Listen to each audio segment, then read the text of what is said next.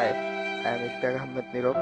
যদি আপনাদের সম্ভব হয় দয়া করে ভিডিওটা শেয়ার করে দেশবাসীকে দেখাতে সাহায্য করুন।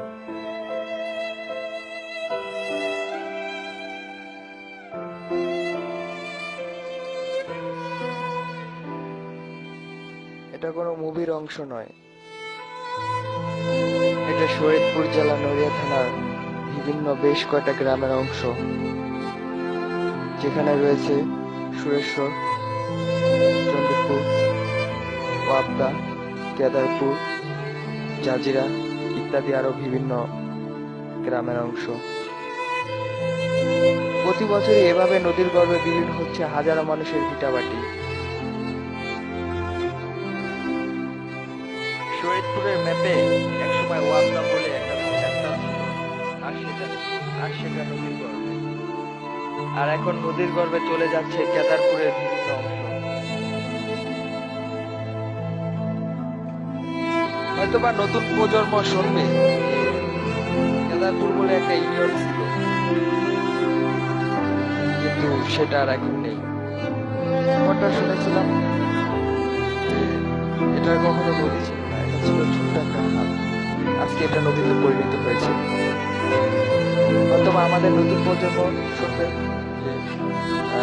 যে কেদারপুর বলে একটা ইউনিয়ন ছিল, কিন্তু সেটা আর নেই। এমনকি এই বছরও হয়তোবা যেমনকি শেষ হয়েছে ওয়াপদা, তেমনি শেষ হবে চণ্ডীপুর, তেমনি শেষ হবে মুর্শিদগঞ্জ, তেমনি শেষ হবে সুরেশ্বর। আমরা শরীয়তপুরবাসী, আমরা নড়িয়াবাসী, আমরা নদী ভাঙা থেকে বাঁচতে চাই। মাননীয় প্রধানমন্ত্রী, আপনার কি কোনো কিছু করার নেই? আপনি কি কোনো কিছুই দেখছেন না? আপনি কি কোনো কিছুই শুনছেন না? আপনি কি শুনছেন না হাজারো মানুষের চিৎকার, কান্নার চিৎকার, হাজারো মানুষের হাহাকার?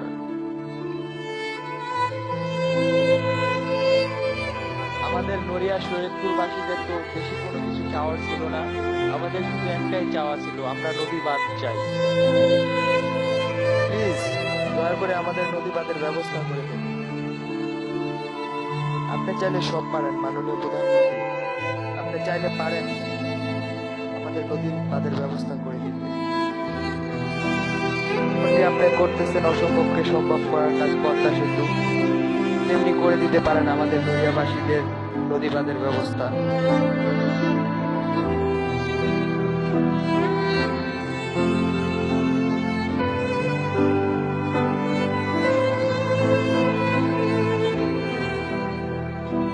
তো ভাই, এই বাঁধের উছিলায় আমরা নড়িয়াবাসী রক্ষা পেতে পারি নদী ভাঙা থেকে। আপনার একটি প্রকল্প বাঁচিয়ে দিতে পারে হাজারো মানুষের ভিটামাটি, শুধুমাত্র আপনার একটা প্রকল্প। অথবা আপনার এই প্রকল্পের উছিলায় আল্লাহ তাআলা আমাদের নদী ভাঙা থেকে হেফাজত করতে পারে।